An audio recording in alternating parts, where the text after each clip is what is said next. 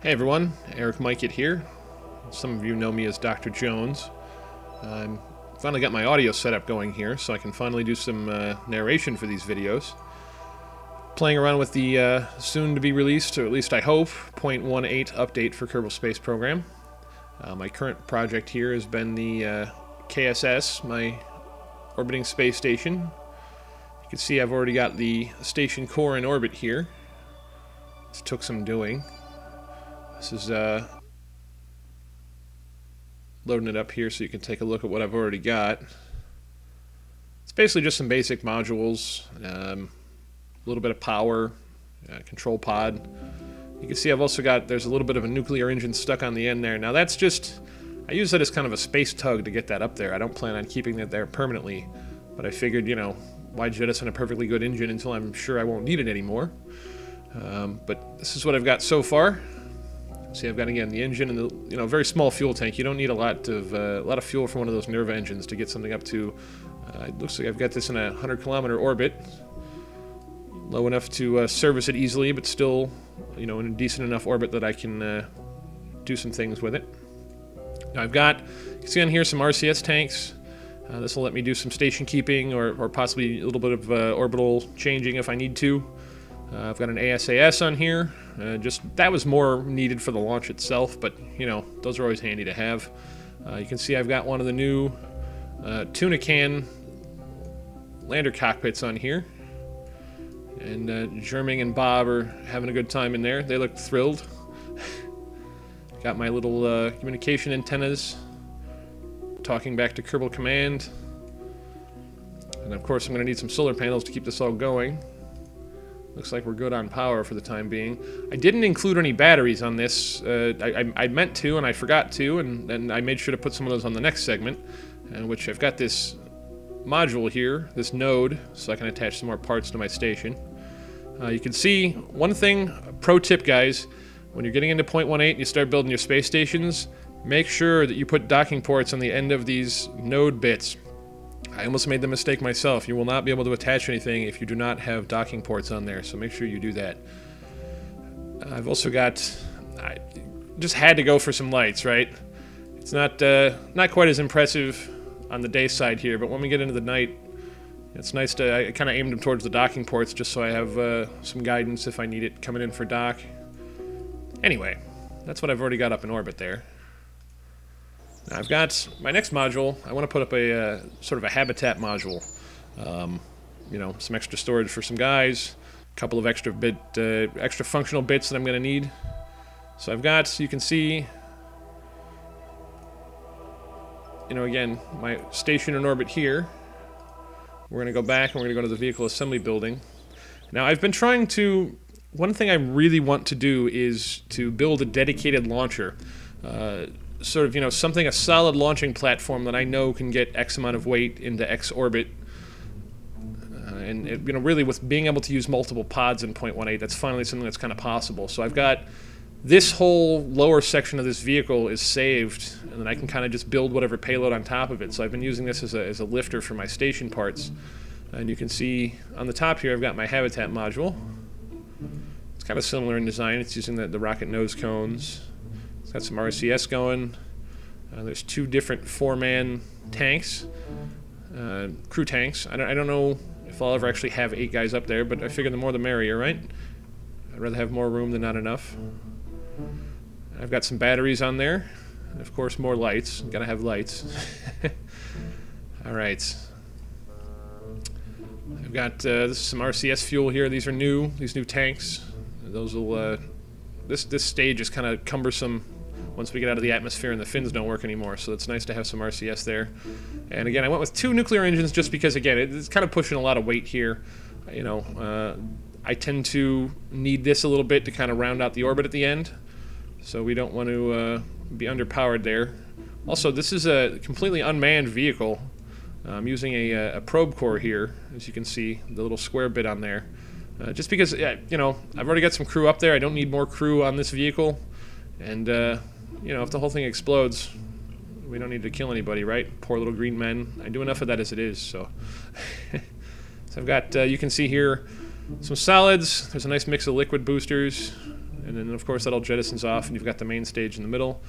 These little radial thrusters, these are new. I had some design issues where these 3 gimbaling engines just weren't enough to kind of push this stage once all the boosters have fallen off. But I needed the gimbaling for maneuvering, otherwise I would lose control, so I had to just... These kind of give 20 thrust or so a piece, I believe. So let me see if I could find those in here. You can take a look at them. Yeah, there they are.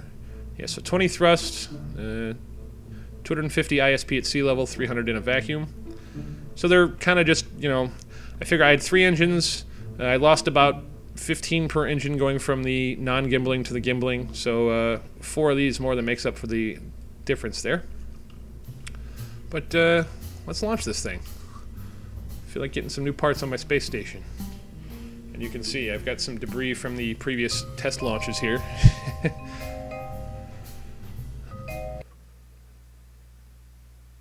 Oh, the music was just getting good. Alright. Now I've noticed it seems to lag a little bit for the first 500 to 1,000 meters or so, and then it really clears up. And I don't know if that's a physics thing or a video lag issue. I mean, it seems to run pretty smoothly sitting here on the pad, so I don't know exactly what the problem is, but it'll clear up in a moment if it does get too laggy here. I find I need to throttle up pretty aggressively to get this thing off the ground. And another thing I've noticed, the aerospike engines have been rebalanced, so they do have still quite a lot of ISP, but you can see here, specific impulse isn't going to show until I fire them up, but they do have less thrust. I believe it's 190 per engine now, so they've been kind of rebalanced a bit, which I'm kind of happy about that because really they were kind of overpowered before. I always used them unless I had to stage something under them. And anyway, let's see here. ASAS already trying to do its thing. Oh, one other thing, another pro tip, guys. One thing I see a lot of people do is, well, I see a lot of people not do, is they don't orient their vehicle on the pad depending on where they want to go. You know, you can rotate this entire vehicle in the vehicle assembly building, and you know, generally you're going to go for a 0 inclination orbit, so that means a 90-degree heading on your launch. You know, why make it harder on yourself? I've got, you know, this rotated so that all I've really got to do is just pitch over to 90 degrees. I don't have to do any rolling. I don't have to do any rotating. You know, especially with a bigger vehicle like this, you really don't want to have to do any more fine maneuvering than is really necessary. So make it easier on yourself. Orient your vehicle. All right, let's give this a shot. Hopefully nothing explodes. And away we go. Now, I do apologize in advance if my ascent is a little rough. I will admit that I'm guilty of using MechJeb, much like many of you. I kind of got a little too used to the ascent autopilot. But luckily, I started out on Orbiter way back in the day, so I do know how to fly an ascent. I'm just a little rusty at it, so bear with me here. And as you can see, like I say, there we go. Frame rate just bumped way up. I don't know if that's an interaction with maybe the exhaust hitting the launch clamps down there, or what it is, but anyway, so our first stage is about to burn out here. Drop those small solids and ignite the medium-sized ones, or I suppose the larger ones. And you can see a decent amount of overheating, but nothing too dangerous. I have to be kind of careful about my throttle settings here, because these bigger SRBs are enough to push us up and accelerate. We don't want to accelerate too much in the lower atmosphere, but at the same time, we want to make sure we've got enough speed to keep progressing upwards.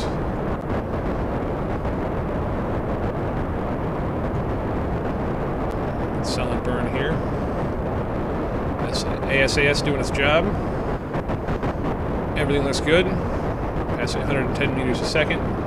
Approaching 5,000 meters altitude. You see out there the new islands. As some of you know, Nova did add a extra airstrip out there. Alright, so we drop those off, throttle up again here, and you can see what I mean about the aerospikes tending to overheat. So I just, even 95% throttle, they seem to be okay, but if you really go for 100%, they like to burn up, so you gotta be careful on that. This is kind of a finicky sort of launch vehicle. I've got to be careful with my throttle settings here so I don't burn too much fuel. So you can see, right now we're running off just these side liquid boosters, and those are working through their last tanks right now. Everything looking good. Getting ready for our roll program here at about 15 to 20 kilometers up. I do like to throttle up for this last bit here just to burn off the last of the fuel and to make sure we're at 100% throttle for the next stage. It really does need it. You can see we're going to lose a little bit of speed, but then it'll equal out. So we're down to just the one set of wings there. Gimbaling engines, you can see them doing their thing, keeping us on course. Those smaller engines there burning away.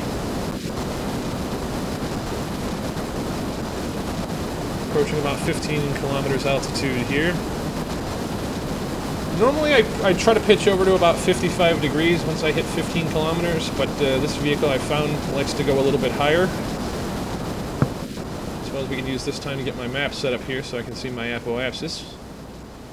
Of course, that's nothing spectacular at this point. Alright, so I think I'm going to start getting ready to pitch over here as soon as we start gaining speed again, which looks like we are doing. Alright, so I turn my SAS off, just a little bit of up. Kind of ease her down there. The thing is fairly maneuverable for this size of a craft, I have to be honest. I'm kind of shocked, but a lot of the fine-tuning I had to do on the design of this was getting these wings in the right position, working with the engines, getting the controls situation worked out. Especially this RCS system here, I ended up having to add that later just because, once we're out of the atmosphere and these wings don't help, and, especially once you turn the engines off, you just have no control at all. So, still progressing out, about 55 degrees pitch, approaching 23 kilometers altitude. Apoapsis continues to increase. We're on a 90-degree heading, just about dead on there. See Kerbal Space Center receding below us.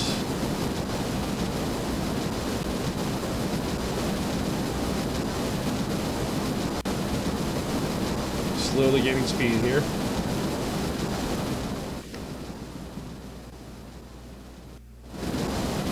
This is going to be a little bit of a while, I suppose. Let's see, we're down through the first two tanks.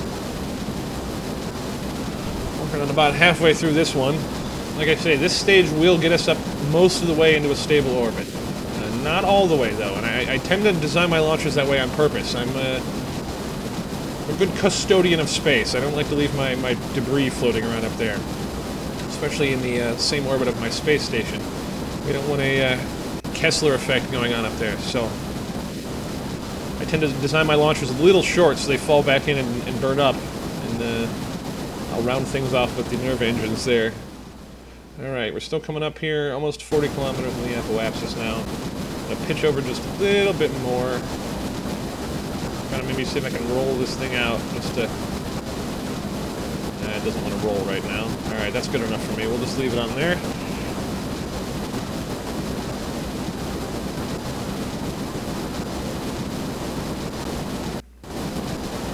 Apoapsis is speeding up. Pitch down just a bit more. Oh, this thing likes to wobble. Alright, getting down to the last of the tank here. We should be coming up. I'm going to raise the orbit. I've got my station, like I said, in about 100 by 100 kilometer orbit, but I don't want to raise it too high. The apoapsis, I mean here. Don't want to raise it too high, obviously, because we're just going to waste fuel, but I don't want it to be too low because I'm going to need some time to round out the periapsis, and I don't want to fall back into the atmosphere before that happens. So once this hits right about 100, we're going to cut the engines, or they're going to run out of fuel and cut themselves. That works for me. Like I say, it's hard to be quite as consistent as manually as you are with the MechJeb autopilot. That is one thing I do like about MechJeb, is it allows you to be consistent. Every launch is pretty much the same, so you can see, you iterate on your designs, you can see what effect your changes have made because you're getting the same ascent every time. When you fly it manually, you don't quite get that same feedback. But anyway, all right, coming up on apoapsis, T-minus minute and 34 seconds. Let's get our engines ready to go here. Burn just a little bit, just to maneuver. Alright, I don't want to burn up the RCS fuel in this tank, because we want that for the station, so I'm going to go ahead and disable that. Actually, I'm just going to disable RCS for the moment completely. Don't want it wasting fuel for no good reason. Alright, now, as a lot of you are probably aware, those nuclear engines don't have too much thrust on them, so I'm going to start burning kind of early here. Now, I don't want to... If I burn too early, I'm going to raise my apoapsis again. I don't want to do that. I don't want to waste more energy raising this. I want to put it all into raising my periapsis, but... I'll have to work with what we've got here. Alright. Go ahead and speed up just a little bit here. Alright, we're down to about 30 seconds, so I'm going to go ahead and put RCS back on and turn this prograde. SAS is on. And manage ignition. We can get this... Yeah, that's going to go up slowly. So we want to hit about... It's about 2,250 meters a second to achieve a stable orbit. Somewhere in that... Between 2,200 and 2,300, I've found. And you can see, too, we're not quite... Our inclination's a little bit off from the station, but it's alright, we can correct that later. Alright, 3 seconds till apoapsis. Just here to keep us prograde.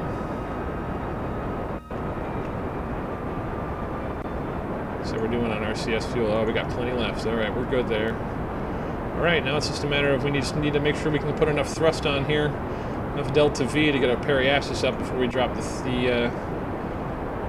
30 miles or so back into the atmosphere. 30 kilometers, I should say. And here we go. We're slowly raising it. See that blue line coming up. More adjustments. RCS is going crazy trying to keep this beast of a ship on course. It's okay though, I planned for that, so I got plenty of fuel tanks for that. We are more than halfway through this burn at this point. Looks like we're going to be just fine. Still got another 20 miles of, 20 kilometers of altitude here to bleed off, but should be able to round this out no problem. We're approaching 2,100 meters a second.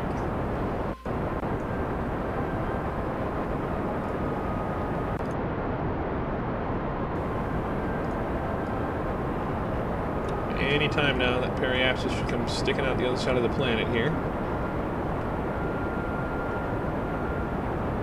Come on, periapsis. Yeah, see, apoapsis is going up, but there's not a whole lot I can do at this point. Like I say, I realize this is not a completely ideal setup with these engines, but lifting something this big and heavy, you gotta compromise a little bit somewhere. Alright, 40 kilometers periapsis. 50 kilometers. Bringing it up slowly when I get to 70 just to make sure we're above the atmosphere. And really, I'm not too worried about bringing apoapsis back down. We've got plenty of fuel with these nerve engines, so I can, I've got plenty of space to maneuver, plenty of margin for error. Come on, just a little more. And main engine cut off. All right. Oh, hey, we're on the dark side now. I guess these, the lights will look cool now. Yeah. Check that out. Oh, weird. It's still... I had some mod lights in 17.1 that would do that same thing. They'd light up the surface from orbit. Oh, is that actually... Maybe that's just a reflection from space that I'm seeing. That's strange. Turn the lights off and I'm still seeing it. Oh well. Anyway, we've got our habitat module in orbit. And join me for part 2 and we'll dock this up at the station. See you guys in a bit.